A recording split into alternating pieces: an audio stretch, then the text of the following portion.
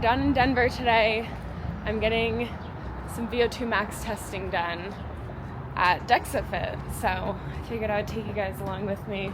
I got this done last year when I was in San Diego, and I was at like a 56, and according to my Garmin right now, it says that I'm 50, so we're gonna find out. Right here, Dexafit 204B. I didn't run yesterday or this morning to prepare. So do you go by Sam or Samantha? Samantha. Okay. And how many days a week do you do cardio? 5 to 6. Okay, so 6.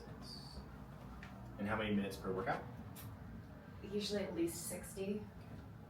Average intensity, light, moderate, or hard? I'd say moderate. You will Like get the asthma testing. Yeah. Oh, you just like...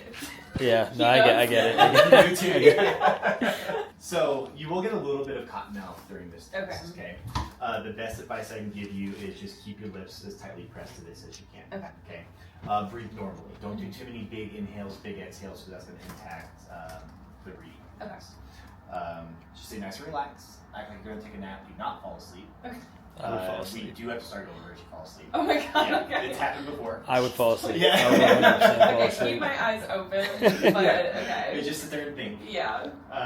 But ideally, we want you as relaxed as possible. Okay. Resting, metabolic rate, right? Okay. So we want you to essentially recreate a resting environment without actually resting. Okay. And that'll give us an accurate reading of how many calories your body needs just to function properly. Mm-hmm. And then we'll be able to dial the nutrition based off of those needs. Okay. Okay? Cool. Questions? No, Okay. just breathe. Just and breathe. Don't fall asleep. Just breathe and don't fall asleep. I'm going to take this and just pinch your nose. I'm going to wait here for about a minute or so with you.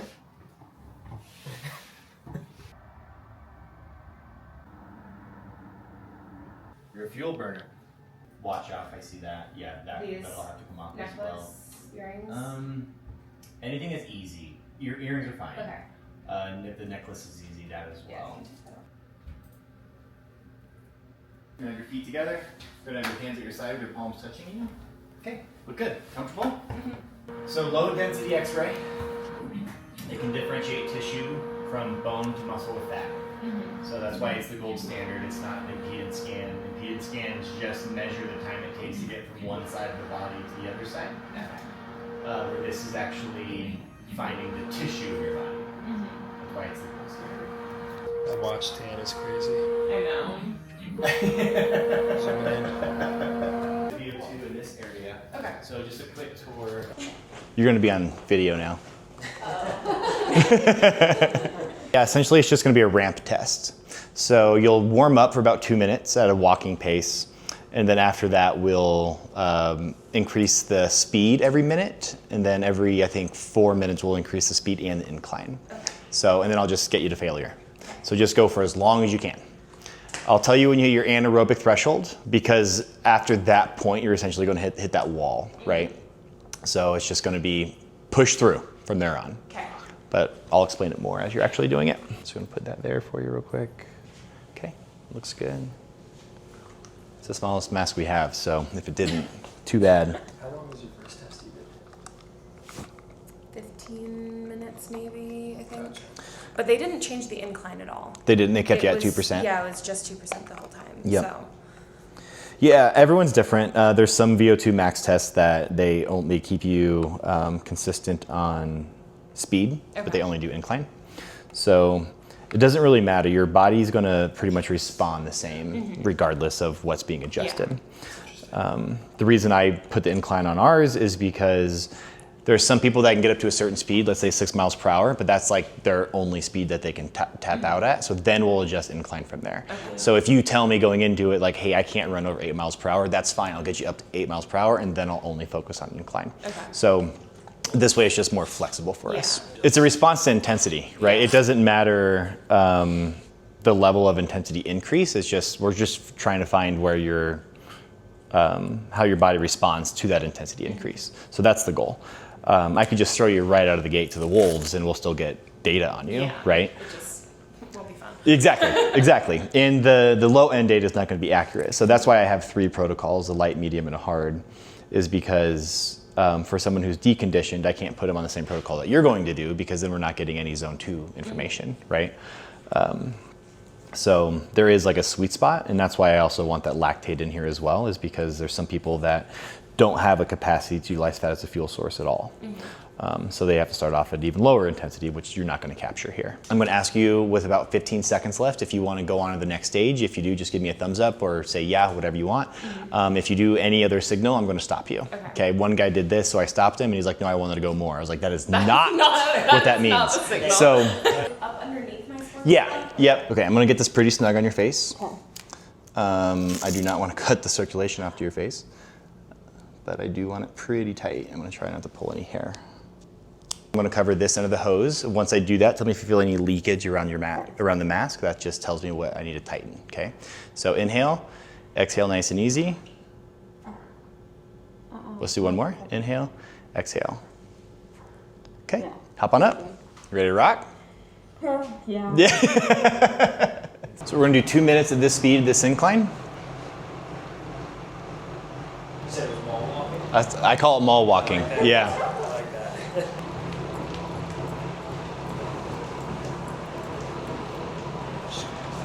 Yeah. What's your normal race pace, would you say? For what distance? A marathon. Marathon, like 7:25, 7:30. Okay.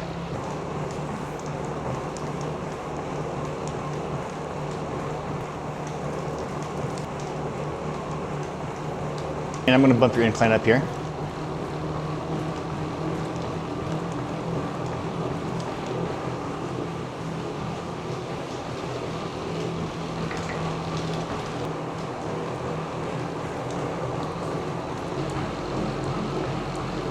Looking good.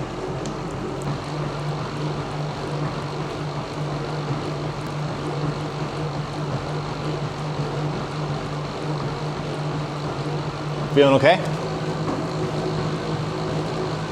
It's a good thumbs up.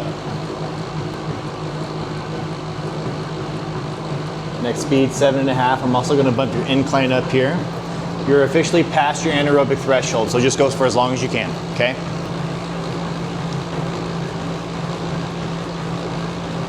Here we go, 8 miles an hour.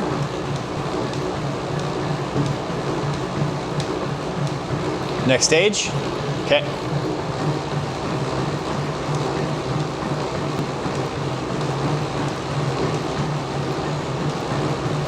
Next stage, okay. Finish here, 3, 2, 1. Good job. Let's take that off. How do you feel? Tired. Okay, good. Good job. All right, we're gonna take all the incline off here. We're just gonna do a cool down. We're gonna check heart rate recovery, and then you're done.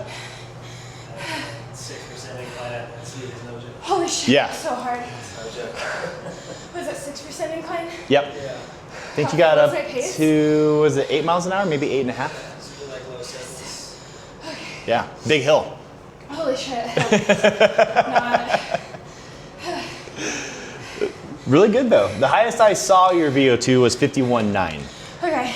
One issue that I've had with moving here has definitely been acclimation and with my lungs. And for a while, actually up until I got back from Boston, anytime I went away, even if it was for just a day or two, I was like starting from zero when I got back up there Really? again.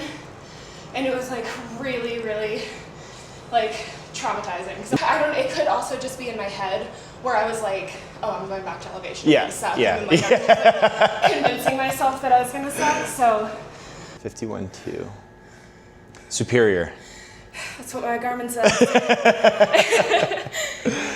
Really I'll take good. it. Really good. So one thing that is a little, this is why I asked if you ate recently. And I'll send you this as well because I really Okay. like this chart. So, and this is why I prefer a lactate test over a VO2 test because you can see your fat utilization Yeah. is only at 103. Your RER, which is your respiration exchange ratio, if it's at 1.0, it means that you're no longer utilizing fat as a fuel source. When you got on the treadmill, starting, you were at like 1.1. Okay. So you only dropped below 1.0 for the first phase, the Okay. first stage, and that was at like a walking. So one, that's why I prefer lactate testing over VO2 to find your zone 2.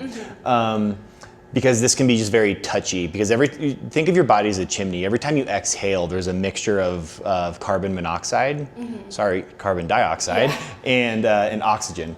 And that mix gets analyzed in here, and that's what tells us what your VO2 is, essentially. So we do get a fat reading here, but it's only at 103 beats per minute. Okay. Normally, especially marathon runners or very high-level endurance athletes, their fat burn utilization is way over here somewhere. Oh, okay. So the fact that is not an accurate interpretation on here, it's hard for me to find your true zone 2 with this one.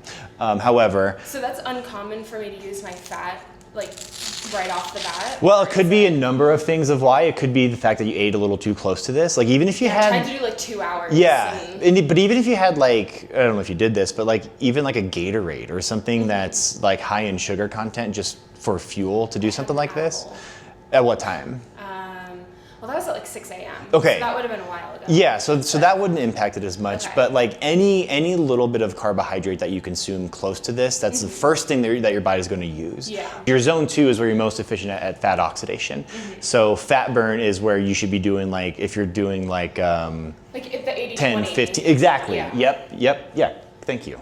Most people don't come in knowing that, so I appreciate that. I always recommend people, if you're going to hammer zone 2 for any extended amount of time, like over, God, I hate PC so much. For over like, let's say 20 minutes at a time, I always recommend that you do it in a controlled environment. Okay. Treadmill, bike, whatever. Just because there's a lot of elements outside. There's hills, there's heat, traffic, like wherever, depending on where you're at, right? So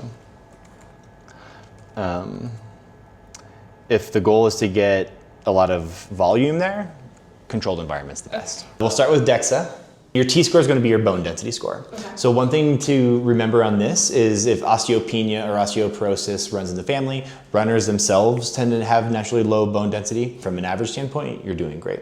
Ways to improve this are going to be vitamin D, vitamin K, calcium, and then heavy resistance training. Not just resistance training, you have to actually lift heavy. Visceral fat needs some work with 0.01 pounds. You can see, I really need that's you can really see that embarrassing. you're above optimal here, just barely. So, God, yeah, I'll work on that. yeah, 99% under your peers. yeah. Here's your crazy. peers. So they're closer to the How 1 is- pound like, mark. What do you even do to like? Yeah, visceral fat is directly tied to a hormone called cortisol. Cortisol is a stress hormone that we have. Cortisol is tied to a lot of things. Sleep effects. Sleep, so more specifically deep sleep, alcohol intake, and then stress as well. So let's break this down a little bit. This light blue is going to be your RMR, so that's going to be the 1,750 calories that you need just to function, right? Just to survive. Now you're going to add another 23% of calories for exercise and then another 19 for digestion and activity. So if we're trying to build lean mass, we want to be in a surplus, right? So adding your total daily energy expenditure of about 3,000 calories just naturally burned. We want to add in another 250 calories to be in a surplus, so we're adding more lean mass. So you're going to want to be consuming about 3,200. So numbers to be aware of is your VO2 max at 51.2, okay?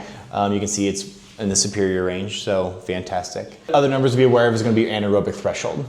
So this one was a little unique for you, and as you can see down here, your anaerobic threshold is when your body is no longer utilizing fat for fuel, but your fat utilization was low. That's so great. Yeah, it is kind of funny. So your anaerobic threshold is going to be another number that we want to look for. Your aerobic threshold is something I would highlight for your zone 2, but you can see your aerobic heart rate is lower than your anaerobic or higher than your anaerobic heart rate, which is inverted. It should be the opposite. Yeah. But essentially, your aerobic threshold should be where you're most efficient at utilizing fat as a fuel source. Your anaerobic threshold is when you're no longer utilizing fat as a fuel source. So the fact that that's higher, it's going to be just the fuel utilization that was off. How I describe anaerobic threshold is this is the mark of determination of what we're focusing on here.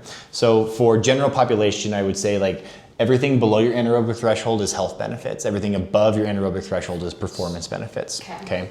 So if someone's goal is weight loss or to get off of blood pressure medication, I want them down here the vast majority of the time. If anyone wants to improve speed, improve agility, vertical leap, then I want them stacking their training so they're building up through their anaerobic threshold. So that improves performance. This is going to improve aerobic capacity. Okay. Now as we're scrolling down here, I normally go over this in detail because just like we saw with his, you get these these purple lines that go up here and then they start to plummet. So as intensity increases, fat decreases and carbs take over. So as your speed or your incline is getting harder, then the fat's going to plummet and then the carbs become the more dominant fuel source. Okay. Now, the reason why, let's see, it said 155 was your aerobic threshold and there's no fat being burned there. Yeah. So it was literally just being like, I think it's here, okay. Right? Which is why I prefer lactate. Yeah. Because lactate, it doesn't matter how close you eat to it. Lactate is a biomarker that lives in the blood. It just shows us the stress response that your body is going through, which is why I would recommend that for a true zone 2 test. Okay. So this was going to pinpoint your anaerobic threshold where fats become 0 for the first time, and that's why it's saying right here for you.